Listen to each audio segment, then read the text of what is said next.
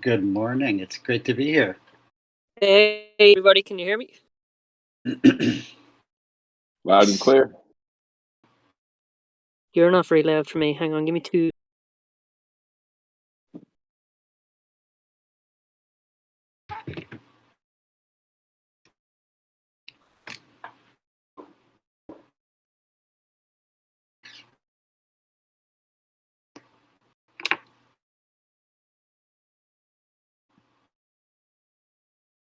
Okay, hello.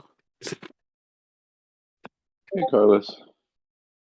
Hey, Brad. Jay, do you want me to Good wait for a morning. minute and we'll see if we can get some more people in here, or do you want me to just run from the start? Or It's totally your call. I'm sure they'll file in. Yeah, just however you want to go. I'm just here for moral support, so this is your show. thanks, Jay. Yeah, I'll go. Usually, I think it's being recorded anyway, so anyone can listen back to it. But yeah, for anyone listening, I'm here with Brad. Hello. Good morning, SEE everybody. Turtles, or which do you rather? I'm sorry, you cut off for a second? I just wanted to clarify before we start. It's Sea Turtles and not SEE Turtles, isn't it?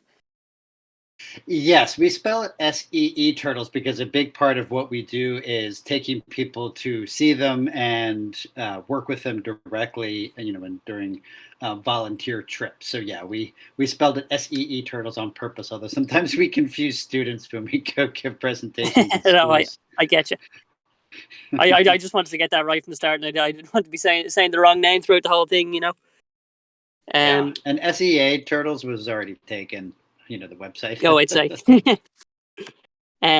Yeah, but for everyone listening, so this is Brad from Sea Turtles. They are a community-based turtle conservation organization working at key turtle sites around the world to help protect important nesting branches, promote responsible tourism, end turtle shell trade, get plastic out of turtle habitats, and all around just educate people about turtles.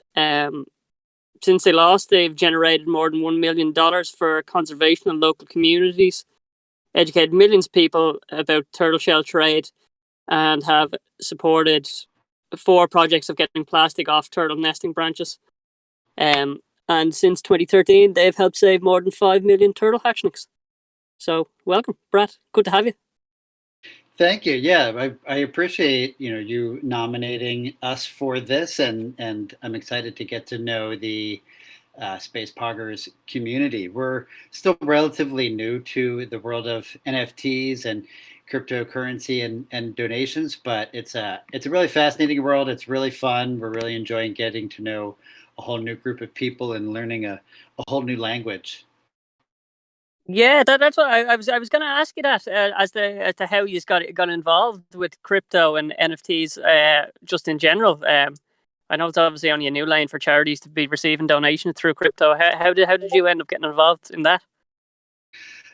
So yeah, until like August or September of last year, I hadn't really thought of this as a potential area for collaboration. But one of my colleagues in the sea turtle world, a guy named Andrew DiMatteo, who does a lot of work on mapping of sea turtles and sea turtle habitat. He approached me and he said, "Hey, have you familiar with this world at all?" And I said, "No, not really." So he was starting to dabble in it and wanted to create an NFT that would support our work. So I started hopping online and learning a bit more about it.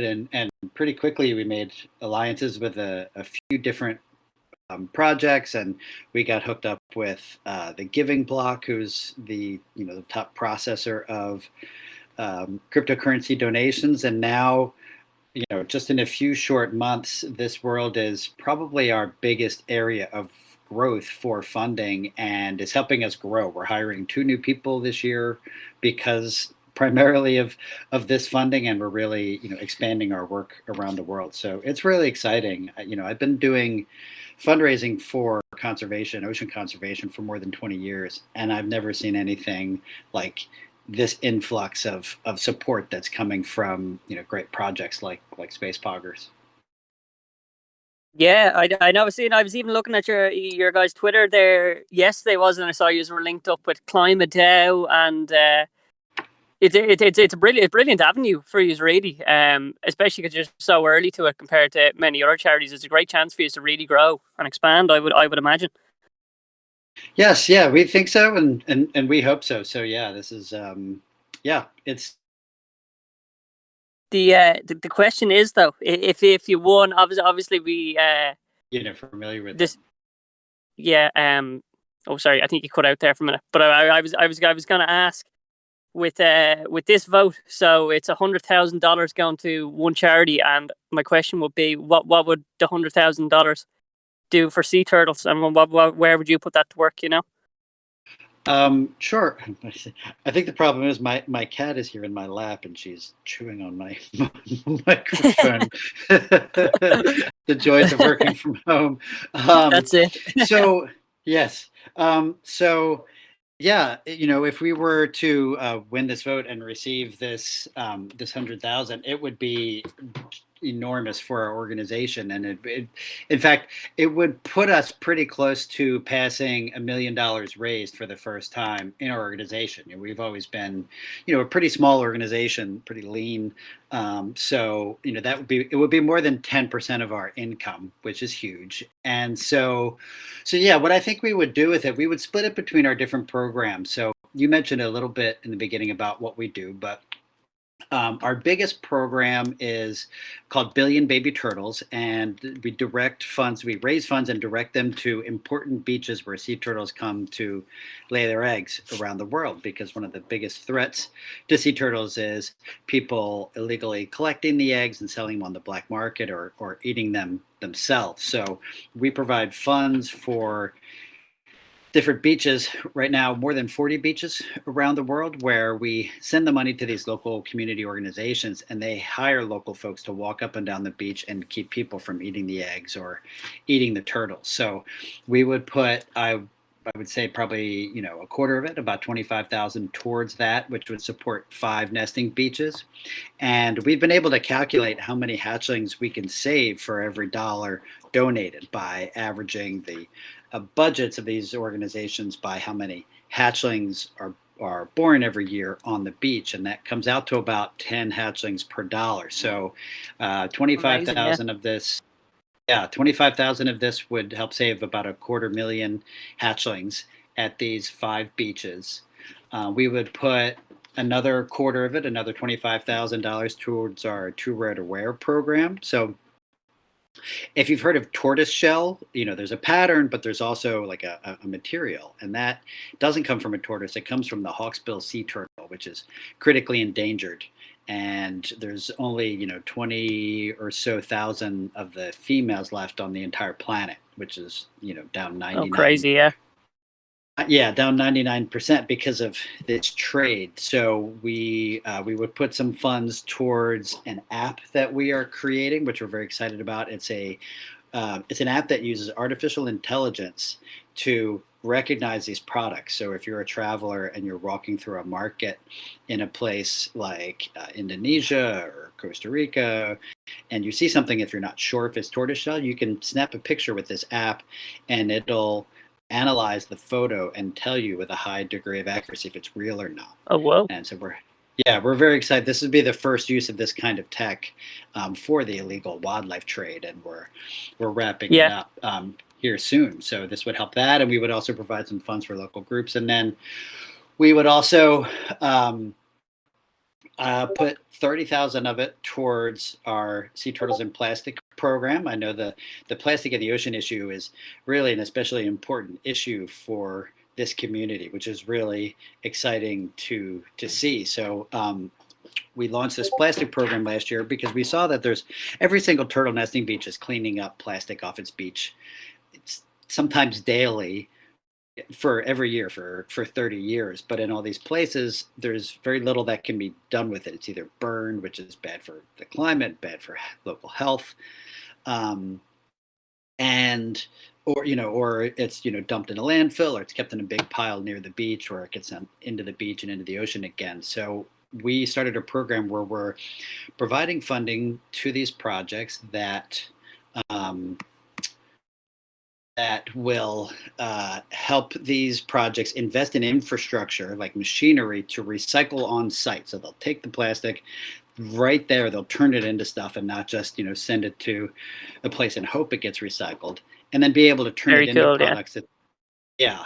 So yeah, they can turn it into products that can then raise funds for conservation. So there are groups that are doing this now that are turning them into like bricks for building or souvenirs or things like that. So we would support 6 projects with that, with the 30,000, and then just to wrap up, we would put $10,000 towards a new program we have where we're providing scholarships for people from the communities around sea turtle projects to help them build their careers and manage these programs locally, which can be an issue. A lot of times it's people from outside the country or outside the community, and so that can cause conflict. So we want to invest in these communities, and then we would put the last portion, the last 10,000, towards helping grow our organization, bring on more people, reach more people. Yeah, that's what we would do if people feel like we're worthy of this support. No, it all sounds brilliant. So you guys have kind of community set up all around the globe. I know I was looking at your website and you do a lot of work in the likes of Costa Rica, and I think I even saw the Galapagos. So you kind of have community set up in all these places and would hand funding over to them, or do you guys head? I think you were based in Portland, was it? Do you guys head out there and help out as well, or what way does that work? Sure. Yes. I'm based in Portland, Oregon, but what we have is a network of partners. So we don't run any of these nesting beaches or recycling projects ourselves.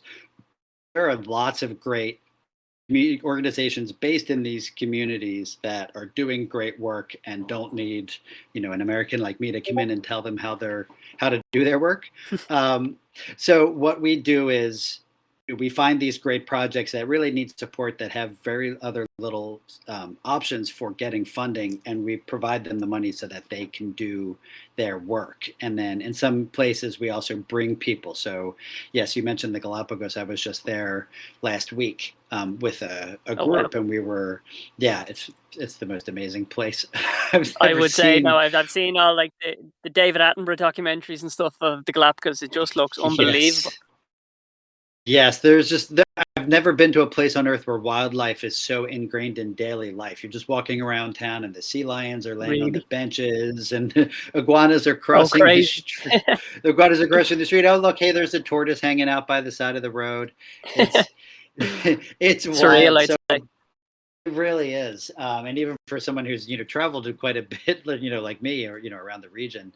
So yeah, we will organize groups of volunteers to go and visit these places and help, study the turtles, help get the hatchlings into the water, do beach cleanups, things like that. And so that helps get money into these communities, so that it provides an alternative for people to, instead of eating the turtles or selling the eggs, brings in a different form of income. I didn't realize eating turtle eggs was a thing. I've never even heard of that. Yes. I mean, it's not happening as much as it used to in the past, which is a good thing, but it's still happening quite frequently in a number of places around the world. There's a strong cultural belief in a lot of places, especially Latin America, Asia, and a bit in Africa, where there's a belief that eating the eggs is like a natural kind of aphrodisiac. The turtles live a long time, so there's this belief that eating them makes you more virile. Crazy. No, I found that amazing. And then the tortoise shell problem is that huge? Because like I would never think I would need tortoise shell for something. So like what do people even use it for? So tortoiseshell is a really interesting thing. So it was plastic before plastic was invented. Tortoiseshell was found like in the ancient libraries in Alexandria, for example. So what it is you can take the shell of the hawksbill, the scutes, and you can heat them up, and it makes them really, really like easily workable, pliable, like plastic, and you can fuse them together, and you can make a huge number of products. It used to be used for everything from serving spoons to there's a type of crown that's used in beauty contests. Oh wow.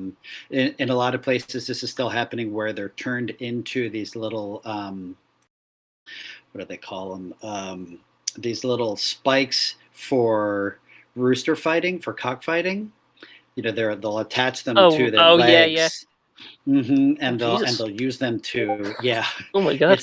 It can be quite brutal, but nowadays, so that's one thing that's being used now, and primarily what we're seeing is for souvenirs. You make rings or earrings, jewelry, things like that. And when you see something like tortoiseshell on sitting on a table at a market or something, it doesn't look like it's turtle, and most people who buy it don't realize that it is. It looks like it could be plastic or something else, and a lot of times you're not told exactly what it is. Or sometimes the claim will be made that, oh well, the turtle loses its shell and it grows back, which it definitely does not. So yeah, I mean the legal international trade was banned in the 1990s, but it's still happening in about 40 countries around the world at varying levels. Oh wow, and there's people out there straight up, not to be blunt about it, but just killing turtle just for the shell. Would there be? Yes, people will kill them just for the shell, or sometimes they'll eat the meat of the turtle, which, from what I've understand from studies, it can actually be a little bit toxic for people. So it's probably not even good for their health to eat them. And then they have the shell, and then turn it into different products as well. Yes. Oh wow. And how did you get so invested in turtles, Brad? Like, what's your background in? How come you've come to being the director of a non-profit turtle organization? I get asked this question a lot, and a lot of my colleagues will say, "Oh, I had a pet turtle, and I've loved them ever since I was a kid." The guy Wallace You're a J. big Nichols that Teenage I Mutant Ninja Turtle fan, were you? Exactly. Yes. No. Yeah. My co-founder lived in the United States near a big bay called the Chesapeake Bay, and he would catch turtles and paint numbers on them as like a way to track them when he was a kid. Like Oh wow. he was born for this work. I did not think more than 10 minutes about sea turtles until after I graduated from college, and I wanted to do something related to wildlife and conservation, but I didn't really know what. So I wanted to volunteer and do some hands-on work. And so when I got online and searched for volunteer opportunities, almost everything I found was working with sea turtles in Costa Rica. So I said, okay, I guess I'm working with sea turtles in Costa Rica. But yeah, no, and once I went down there and I saw it, like the first time I saw a giant leatherback turtle, they look like they could be something like out of a Star Wars film. They don't look like anything that actually lives on this planet. I mean, their shell itself is can be 6 feet, 1.8 or more meters long, Oh wow. and they can be 3, 4, 500 kilos, over 1,000 pounds, and their shell is shaped very differently. They can So be that big, can the they? first time. Yes, they're the largest reptile on Earth, even bigger than the Galapagos tortoises that I saw last week. They're just massive, massive creatures, and so I really fell in love with them during that volunteer experience. And I ended up going back several times to volunteer until someone finally offered me a job, and I got my career started. Very interesting. I knew there was bigger turtles, but that's why I'm based in Dublin, Ireland, and there is not a hell of a lot of turtles here. Or in well, there could be across Europe, but I haven't been on holidays or anything down to South America or Africa or anything like that. So I haven't seen a Yeah. hell of a lot of turtles in my time. But I was unaware they could grow up that big. Did you say up to a thousand? What was it? 1,000 pounds? Was it? Or Yeah, actually, so the biggest sea turtle ever recorded was around 100 years ago in the UK, in England. Sometimes oh no they'll way! migrate that. Yes, they're not there a lot, but sometimes. So the ones that nest in the Caribbean and all along the Atlantic coast will swim up the U.S. East Coast all the way to the waters of Canada, where they're looking for the giant jellyfish. That's all they eat, and they can eat almost their weight in jellyfish a day when they're Oh, whoa. feeding. Yeah, and so that's where the big jellyfish are. And then sometimes they'll cruise across the Atlantic to, England or the coast of Europe, continental Europe, or even to Africa Jeez, before they go that's some back swim. to. Yes, it really is. But yeah, the biggest one that I'm aware of that was ever found was estimated to be 12 feet long and 2,000 pounds. Oh my god. So we don't, yeah, it's amazing. We don't see them that big anymore. Yeah, so average I would say now is probably around 6 feet, maybe 800 pounds, but they can get bigger. But that migration is not even the longest over in the Pacific. The leatherbacks that nest in Malaysia and Indonesia will cross the entire Pacific, going to California and then up to Alaska. So it's Unbelievable, isn't and it? it takes 2 or 3 years to swim all that way just to look for food and then return to their beach. Wow. That is fascinating. I will I'll have a look in chat. I haven't looked at it now the whole time here. I'll have a look, see if anyone's asking questions or if anyone wants any questions. Oh, sorry, I'm seeing lots of things pop in. Sorry, 2 seconds. Okay. I was trying to keep an eye on the chat, but that's when I think I started to cut off. So, and I know that's what I actually had to do this in my car, so I'm only on my phone here, so I'm finding it very difficult to try to keep up with everything here. And I any hope it's questions absolutely lashing rain here. I hope you haven't been able to hear that through the sound. My car is rocking here.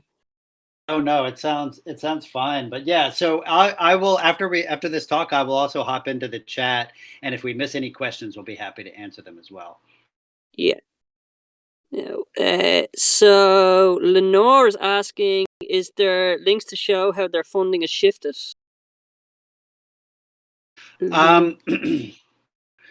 Yes, I mean we have our annual reports, and we have a page on our website, especially with the Billion Baby Turtles program. So we try to be very transparent about that, since we are making the claim that we're saving 10 hatchlings for every dollar. And I will try to share a link here that we list out every single grant going to every single organization. You can see each year, because the first few years we were giving away between 30 and we were giving away between 30 and 50,000 a year, and now the last few years, it's been over 100,000. This past year was 175,000 that we gave to turtle nesting beaches, and this year we're expecting to double that to about 350,000.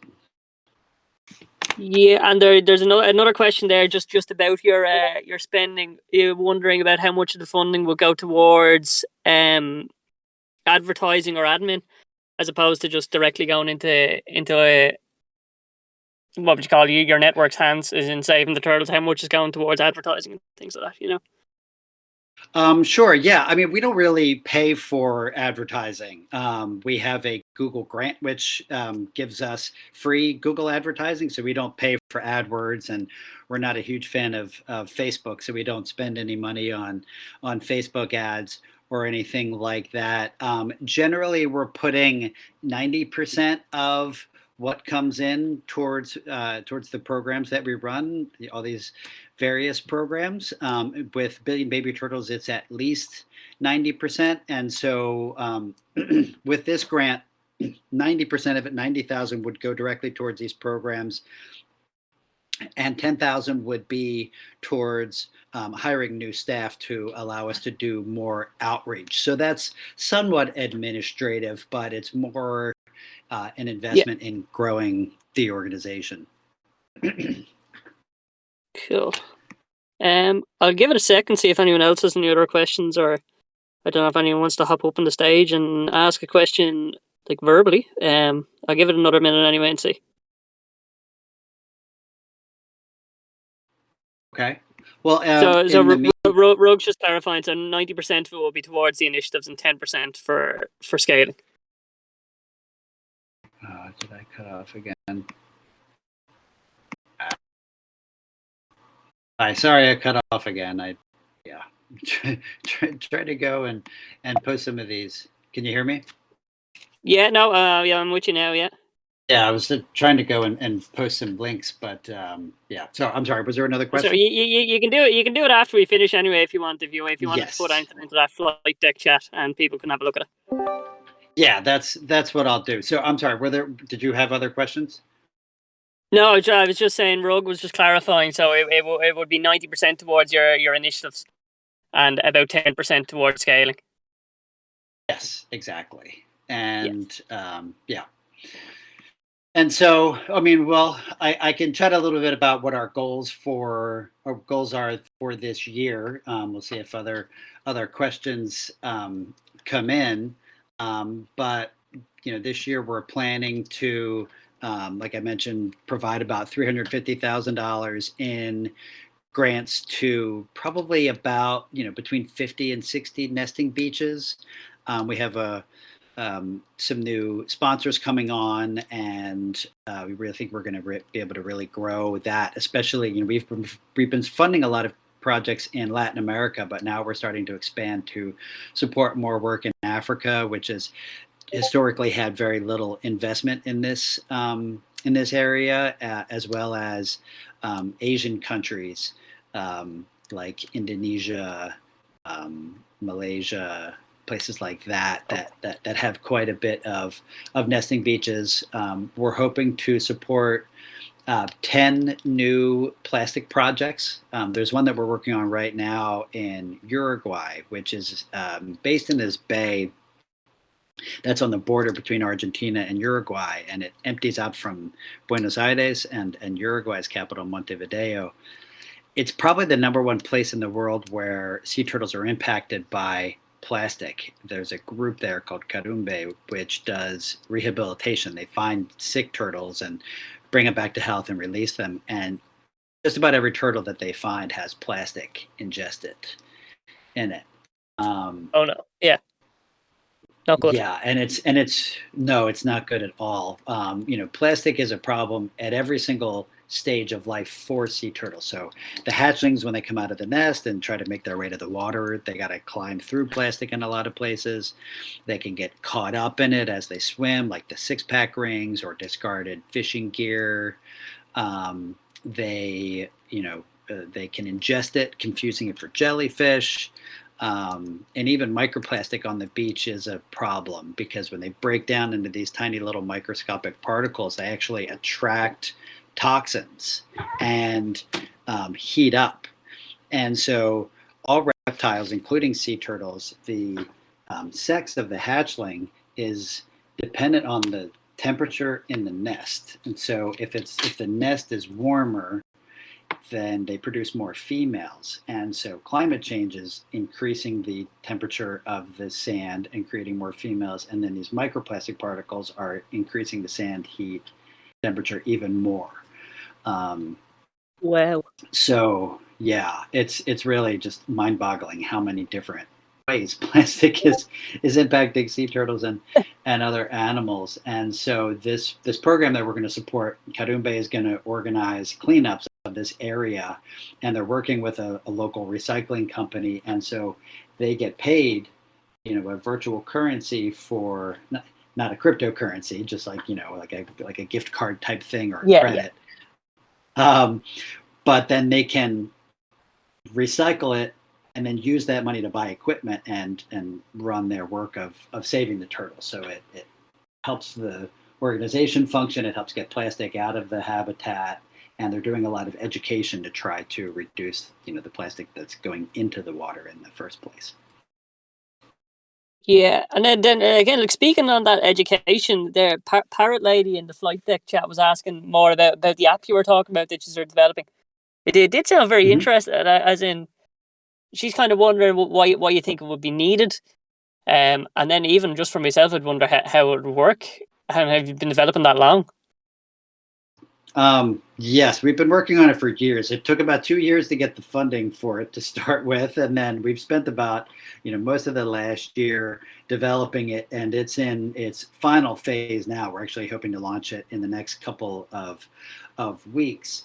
And so why it's needed is a few different reasons, and it has a few different applications. So one is, if you're a traveler and you're concerned about this issue, you can use it to make sure that you're not buying it, because not only if you buy it and try to bring it home, not only are you encouraging the the hunting of this species, it's also illegal. And if you get caught with it, you can get fined thousands of dollars. And if you have a bunch of it, you can potentially go to jail, although that's rare.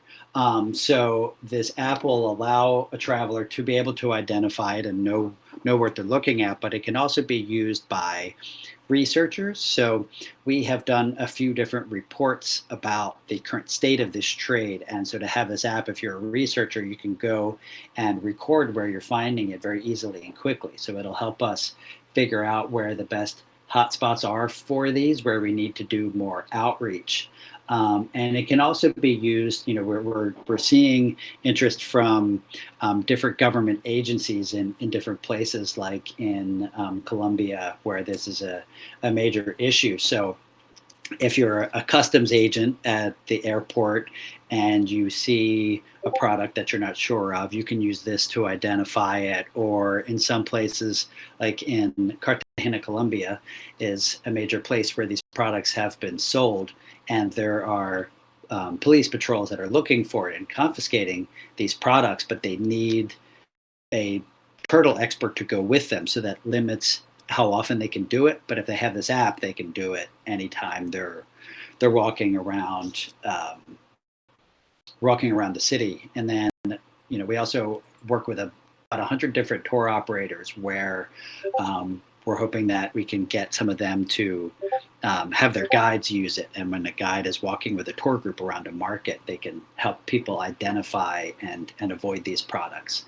as well, because in a lot of places there is not great enforcement. So we're trying to reduce the demand for these products and help people know what they're looking at. Oh, it's a fascinating idea. It's very, very unique. I've never heard of anything like it, really. Yes, this will be the first of this kind, and we're hoping. I'm working with a data scientist who works with the Smithsonian Institution here in the United States, a very respected organization, and we have interest from other groups to potentially look at this, to apply this to other species as well, like maybe elephants, ivory, pangolin, skins of cats, so that you could determine what patterns, like what kind of cat, a fur that you find might be. So yeah, we're really excited about its potential to really help reduce the illegal wildlife trade.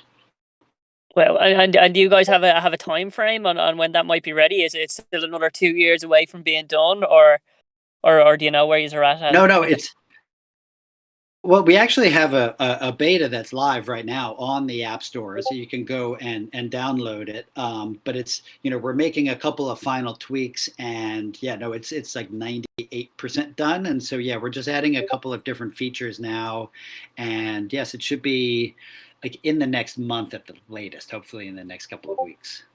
Oh well, yeah. If you want to now, or when we're done, or even when in a month when it's fully done, if you wanted to link it back in here. I'm sure everyone would love to download it and play around with it. Yeah, absolutely. And now we recommend, if you're taking a photo of something to try to identify it, like, don't take a photo of your cat, because that's not what it's trained on. So the way that it works is, even if it's a tortoiseshell cat, it's still not going to identify it. So the way that these models work is you collect a whole bunch of photos of yes photos, like, yes, this is tortoiseshell, and a whole bunch of photos of things that are similar, or like a plastic version of tortoiseshell, and the model compares it to those two sets of photos to determine whether it's real or not. And it's over 90% accurate right now, and we're hoping to get it up to 95% or so accurate. Oh wow, fantastic. I'll have another check. I'll see if there's any more questions.